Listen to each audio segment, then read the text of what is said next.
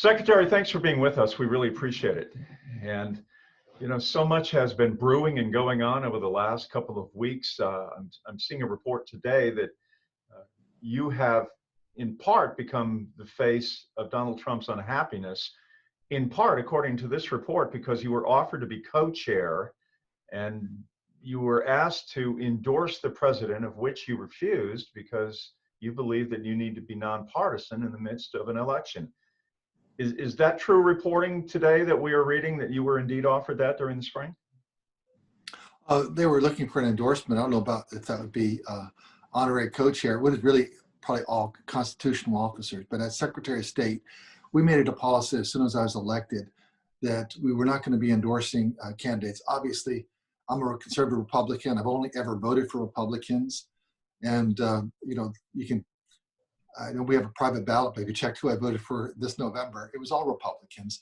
But we just don't think it's something that I want to be out there on a campaign, just because when you get into these elections, they can become very contentious. Who knew this one would be so contentious? And it's just really to give voters the comfort that at the end of the day, we want to make sure that all legal votes are counted, that we're going to follow the process so that no one can question the results. And that's why we're doing this audit right now, so that we can verify these results. And then when that's done, you may not like the results if you leaned on this side of the aisle, and the other side will be ecstatic. We get that. But 100% of the people have a confidence because here's the paper ballot. Here's who you voted for, Jeff, and there it is. And we've now added it all up, and that's the total. And the total is the total. Look, you've been this extraordinary successful businessman, and you have been a public servant, a Republican in Johns Creek, and have been very, very popular with those people that you represent. Could you ever have imagined that you would be catching the kind of grief that you are from your own party, including death threats to your family? I mean, is it really worth being Secretary of State? Do you regret having run for this job and won? Well, we ran on some big issues. Number one is we wanted to get new voting machines. The old ones were 18 years old, and we wanted to have a verifiable paper ballot trail. We brought that into service. But when we did that, then we made sure that we outlawed ballot harvesting. That's what they were doing in many states, and that's illegal in Georgia. That's a good thing. Then during this COVID epidemic, we added with our online portal photo ID. For the first time, we inherited this shoddy bill, which was the no excuse absentee, that did not have photo ID. All it had was signature match. We added a photo ID component to that. We understand that's why signature match is the critical gateway, the doorkeeper to make sure you have a valid vote. We also this year, behind the scenes, we gave all of our election workers, the election officials for the counties, GBI training on signature match to make sure that they were ready to go, because we knew there would be a huge influx of absentee voting. So your application, a paper application, is checked with signatures on file. And then when the ballot comes in, it's also checked. So we have a double check on that. So we actually strengthened signature match, much to the disinformation that's out there. The real issue is when we had a lot of these headwinds that we faced in Georgia have been federal lawsuits due to federal laws. And when we had the Senate and we had President Trump and we had the Congress for those 2 years, Doug Collins, he was a congressman. He had not a single bill on election improvement, election reform. And now he's out here talking, but he never did anything when he was a congressman. And people need to hold him account for that. I know he's not running again. He lost that Senate race, but how come he didn't do anything for the 2 years that they had the power to do something? Yeah, how do you view Doug Collins in this context? You view him as simply a vassal of the president? Is that how you see this? Are you taking it in that demeanor? Well, he must be, because the truth is staring him in the face, and he just wants to spread misinformation, disinformation. And so if he doesn't want to stand up and really stand on truth, what am I supposed to do about that?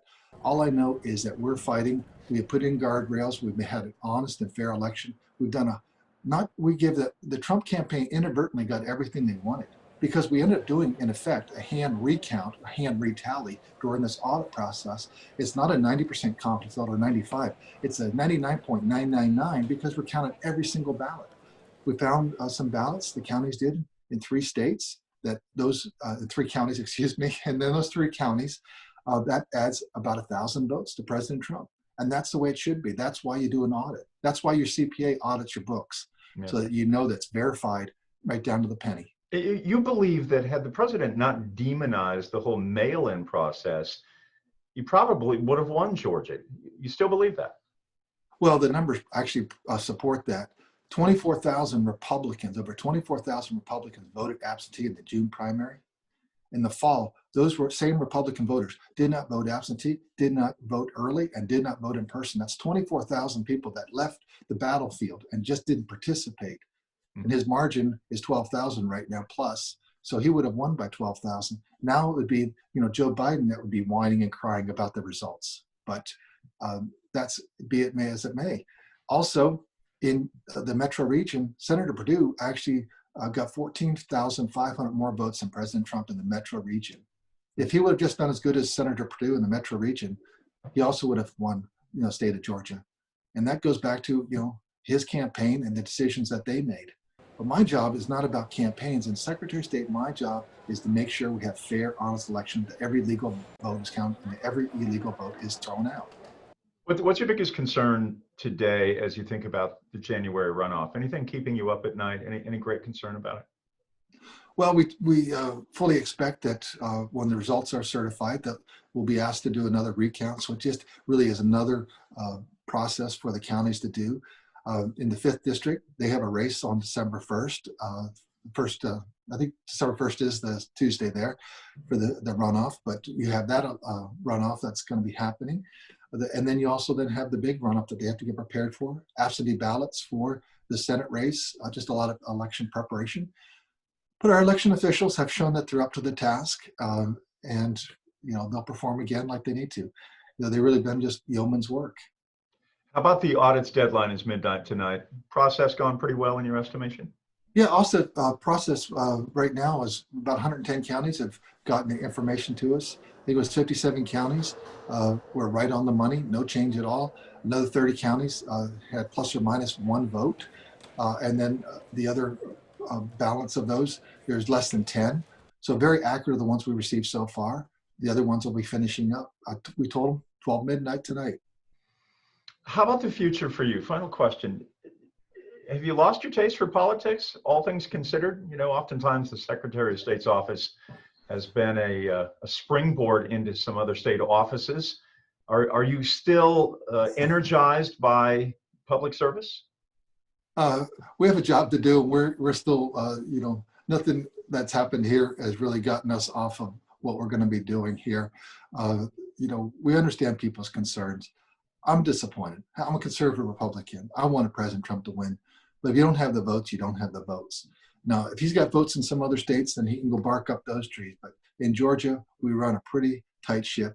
And with our audit, the counties that didn't get it exactly tight, they got found out, and that's a good thing. And so we're going to take them to task also. Let me ask you one more. I forgot. I wanted to mention Lindsey Graham very quickly.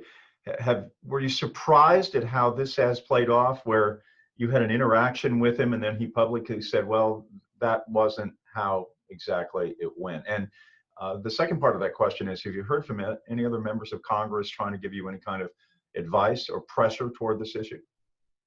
No, haven't heard from any. And I probably right now, I probably don't need to engage with them. We let the process flow through, because if it's just to give me a pat on the back, hey, you're doing a good job, I don't need to take that call, because someone say, did you get a call? And then what did you talk about? So right. It's best if we just keep our head down, follow the process, so everyone know that we weren't influenced by outside influences. We're going to follow the process, and the results will be the results. Secretary, I really appreciate your time. Thanks so much. Thanks, Jeff. And see you down the road. Thanks again. Take care.